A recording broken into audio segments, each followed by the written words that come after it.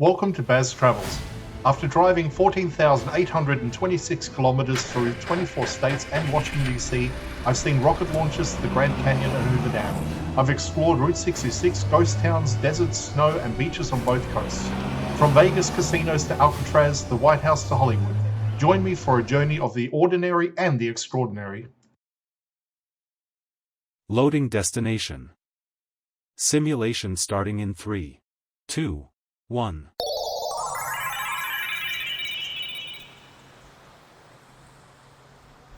To look around, move your phone or tablet. Click and drag if on a computer or move your head if using a VR headset. Please like and subscribe. Welcome to episode 96. We're continuing our look around San Francisco. Today we walk along Hayes Street from Goss Street to Van Ness Avenue. A short but significant stretch that marks the transition from the neighborhood feel of Hayes Valley into the civic and institutional core of the city. As we leave the relaxed cafes and small shops of Hayes Valley behind, the atmosphere begins to shift.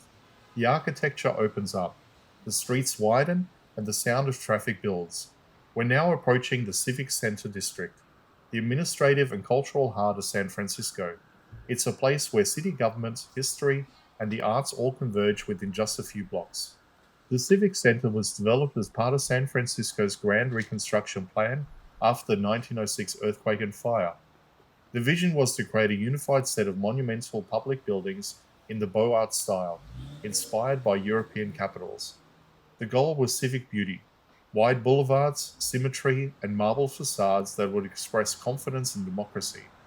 The result was a district unlike any other in California, both architecturally ambitious and symbolically powerful. Cross streets like Franklin and Van Ness cut through this area, each lined with important institutions. Just north of here are City Hall, Civic Center Plaza, and the Asian Art Museum, while to the south stands Davies Symphony Hall and the War Memorial Opera House. Together, these structures form one of the most cohesive civic ensembles in the United States, a space designed for both governance and culture. At the same time, the Civic Center also reflects the city's complex realities. Over the years, this district has been the stage for political protests, demonstrations, and public gatherings, from civil rights marches to celebrations of major Supreme Court rulings. It's also an area that, like many downtown zones, struggles with homelessness and urban decline, especially after pandemic years. The contrast between grand civic buildings and street-level challenges is stark but deeply human, part of what makes this area feel real and lived in rather than polished or staged. As we reach Van Ness Avenue, the traffic increases and the mood changes once more. Van Ness acts as one of San Francisco's main north-south arteries, connecting the waterfront to the southern neighborhoods.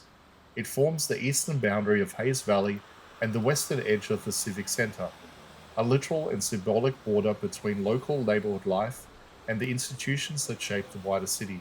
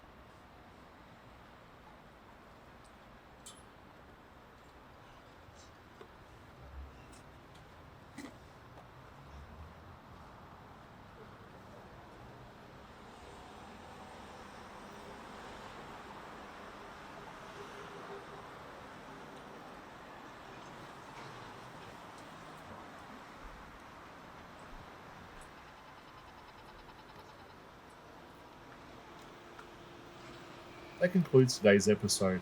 Our walk along Hayes Street from Goth to Van Ness, tracing the point where intimate character of Hayes Valley meets the formal architecture and layered history of San Francisco's Civic Center.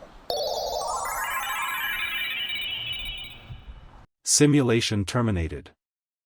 Please comment, like and subscribe.